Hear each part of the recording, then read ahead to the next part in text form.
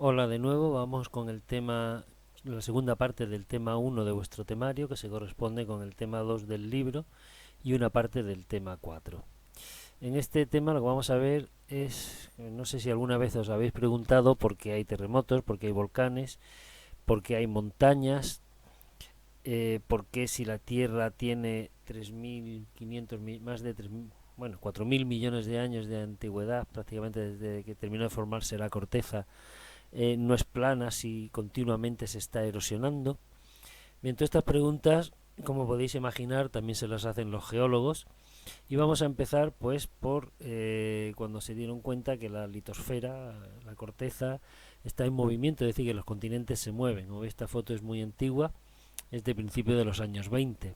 Y luego iremos viendo pues el concepto de placas, por qué se mueven las placas y qué pasa cuando las placas chocan entre sí y otra serie de conceptos pues que tenéis aquí en este resumen del tema que tenéis en la primera página.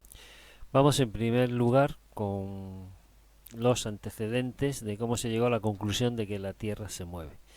Empezamos por Alfred Wegener, que a principios del siglo XX dedujo que los continentes se han ido moviendo. Fue la primera teoría de la deriva continental, que fue una teoría movilista, es decir, que la Tierra está en movimiento frente a lo que se creía hasta entonces y a lo que se ha seguido creyendo durante muchísimos años, de que la Tierra estaba fija, es decir, que los continentes siempre han estado en su sitio. Aquí tenemos a Wegener en uno de sus últimos viajes, desapareció en el Polo Norte, en Groenlandia, cerca del Polo Norte, intentando encontrar pruebas para su teoría.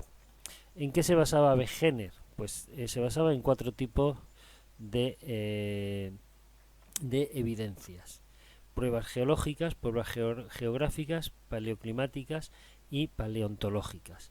Las geológicas, que si ponemos por ejemplo a América y África juntas, pues las cordilleras y las formaciones tectónicas, las formaciones geológicas se continúan como si hubiesen sido cortadas por un puzzle.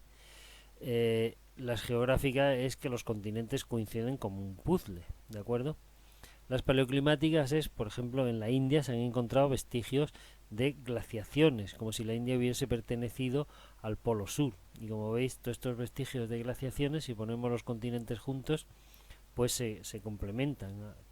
Y las paleontológicas es que hay fósiles iguales, pues en América, en África, en la India, en la Antártida, como si una vez hubieran estado juntos y hubieran estado lejos del polo, hubieran estado por otras zonas. Bien, todo esto, ¿cómo se puede interpretar? Pues o hacemos teorías muy peregrinas de que entre África y América habían grandes puentes de tierra, cosa imposible, o más simple, que los continentes una vez estuvieron juntos. Bien, a Wegener no le hicieron mucho caso porque no pudo demostrar cómo se podrían mover los continentes. Era algo imposible en los años 30 del siglo pasado, los años 20 y los años 30, demostrar cómo un continente entero podía moverse sobre lo que se creía que flotaba sobre un fondo de roca sólida llamado Sima. Entonces no se sabía, al no encontrar un motor, una fuerza capaz de mover los continentes roca sobre roca, pues la teoría fue desechada. Sin embargo, a partir de la Segunda Guerra Mundial se empezaron a investigar los fondos oceánicos. Los fondos oceánicos hasta la fecha se pensaban que eran planos, pero cuando se empezaron con el sonar que se descubrió para detectar los submarinos en la Segunda Guerra Mundial, se empezó a ver el fondo oceánico, pues resulta que los geólogos dijeron, leche, ¿qué hace aquí tanta montaña y simas y cosas en el fondo oceánico? Pues se llevaron una sorpresa. Se encontraron con que en el fondo oceánico había montañas, había grandes fosas, a veces algunas de hasta 11.000 metros de profundidad, había islas volcánicas que no tienen prácticamente plataforma continental, Es decir, había una serie de formaciones y otras que no están aquí, que dieron por pensar y decir, bueno, ¿qué pasa en el fondo oceánico? Bien, todo esto es lo que tenéis aquí un poquito. Además, os habla aquí de un bandeado paleomagnético simétrico. ¿Qué es eso? Pues intenta representar aquí un poquito. Si esto es el medio del Atlántico y nos vamos acercando del Atlántico hacia África o hacia América, vamos viendo que las rocas, a ver si lo digo, los minerales magnéticos de las rocas, los minerales de hierro, pues quedan orientados hacia el polo norte o hacia el polo sur cuando se enfría. Es decir, si ha salido magma, pues ese material queda queda, digamos, entre comillas, congelado, indicando la dirección del polo norte y del polo sur en el momento en que se ha enfriado ese magma.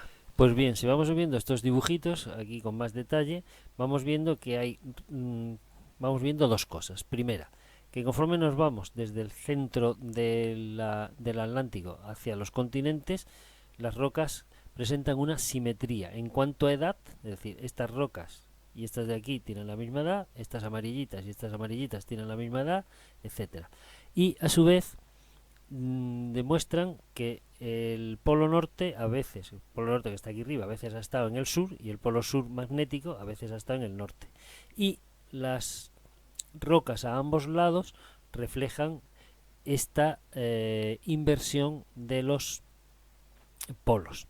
Entonces, si vemos que el fondo oceánico es magmático, es decir, se ha formado por magma líquido que se ha solidificado, que las rocas más viejas están cerca de los continentes, las más jóvenes cerca del centro, en la dorsal, y que existe este bandeado magnético que nos indica que ha habido esta inversión de los polos que se sabe, pues la conclusión a la que se llega es que ha existido una extensión o expansión del fondo oceánico.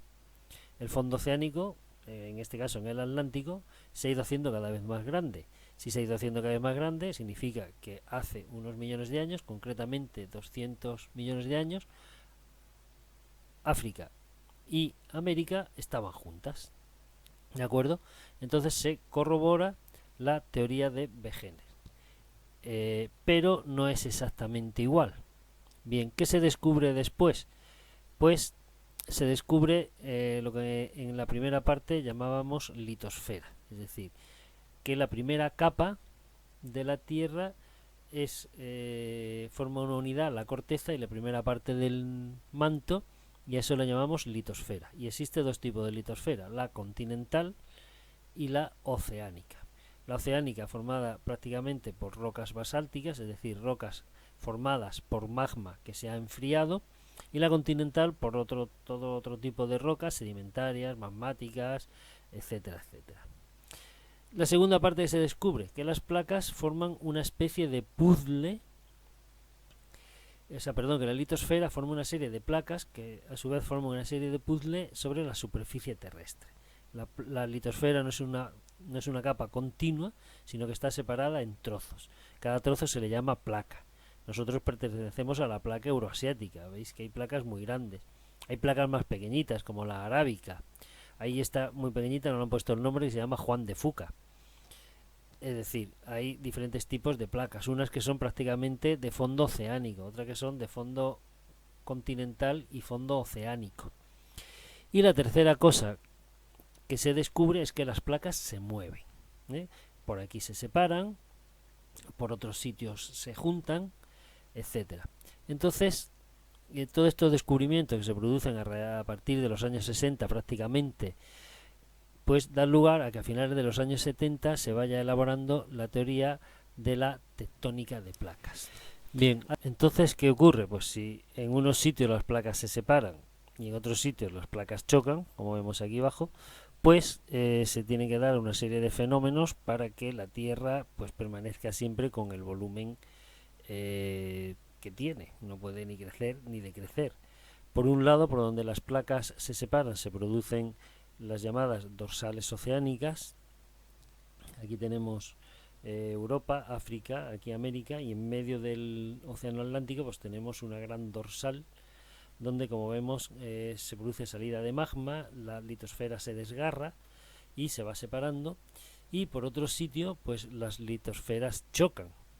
Cuando una parte de la litosfera choca con otra, se puede producir una subducción. Una subducción es que una placa se introduce por debajo de la otra, normalmente la oceánica por debajo de la continental, y se producen una serie de fenómenos, que es lo que vamos a ver a continuación. Bien, dejamos esto para ahora después y pasamos a esta página. ¿Qué ocurre cuando las placas chocan entre sí? Bueno, pues cuando las placas chocan entre sí pueden ocurrir varias cosas. En primer lugar, que choque una placa oceánica contra otra placa oceánica. Una de las dos subduce, la fricción produce que se derritan materiales, estos materiales suben en forma de magma y dan lugar a islas que están en fila siguiendo el borde de la placa y se llama un arco isla. Estas zonas son muy propensas a sufrir terremotos y volcanes. El ejemplo es Japón. Bien, puede ocurrir que esta placa siga empujando y digamos, literalmente la placa se arruga y todo este arco de islas se pega al continente. Es lo que puede suceder dentro de unos años en Japón. Entonces el proceso continúa. Si ese proceso continúa, pues entonces es lo que sucede cuando choca una placa continental que ya el arco isla se ha unido y todo, contra una placa oceánica. La placa oceánica sigue subduciendo y toda esta zona pues se va plegando, se va arrugando, todos los sedimentos que había en el borde del continente, formando una cordillera perioceánica, como vemos aquí en los Andes. Desde Tierra de Fuego hasta prácticamente Alaska arriba, siguiendo por las montañas rocosas. Bien, como sabéis, toda esta zona es una zona con muchos volcanes y muchísimos terremotos debido a la fricción entre la placa que subduce y la placa continental que está siendo literalmente arrugada, lo que se dice en términos geológicos plegada. Todo el material sedimentario se pliega, formando pliegues y cosas así. Estas montañas forman un orógeno. Cuando una montaña va surgiendo por plegamiento, a eso se le llama un orógeno. Y la tercera cosa que puede ocurrir es que choquen ya dos bordes continentales, como ocurre en el Himalaya. Bien, esto sería la India, que ha ido chocando contra Asia. Se ha producido primero un arco isla, luego un choque entre plataforma oceánica y plataforma continental, y luego un choque ya entre dos plataformas continentales, de forma que la India ha quedado unido al resto del continente asiático, a lo que ahora es la meseta del Tíbet y China. Se producen grandes plegamientos todavía mayores que las cordilleras perioceánicas, con gran parte de metamorfismo. Bueno, y volviendo un poco hacia atrás, volvemos a la página 33, recordamos las dorsales oceánicas como bordes constructivos, es decir, bordes donde se crea litosfera, que ya lo hemos visto anteriormente. Luego veremos también cómo se pueden dar estos bordes constructivos no solamente en litosfera oceánica, como vemos aquí en el dibujito, sino también en litosfera continental.